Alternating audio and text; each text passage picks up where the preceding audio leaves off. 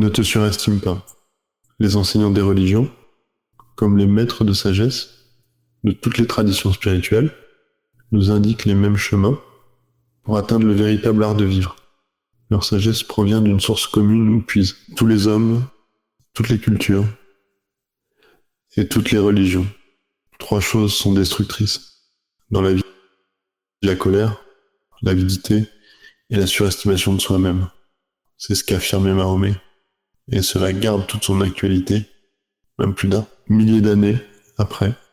On trouve le pendant dans la psychologie élaborée par les pères du monachisme qui vécurent bien avant Mahomet. Les 3 éléments avancés par Mahomet comme destructeurs correspondent aux 3 domaines d'où proviennent les 9 vices évoqués au 1er siècle de notre ère par Évagre le Pontique, l'un des écrivains les plus importants parmi les moines chrétiens, en accord avec la philosophie grecque.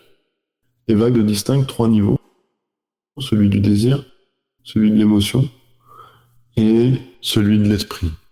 Dans chacun de ces niveaux, 3 passions, sans valeur négative ou positive a priori, peuvent se transformer en vices si l'être humain ne les apprivoise pas.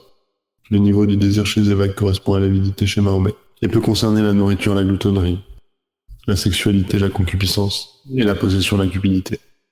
Celui qui reste dans le désir ne peut jouir ni de la nourriture, ni de la sexualité, ni de la possession. Il doit en permanence engloutir pour combler son vide intérieur. De nouvelles relations sexuelles, lui, sont sans cesse nécessaires afin qu'il sente un peu de vie surgir de son état de paralysie intérieure. Il est possédé par le désir de possession.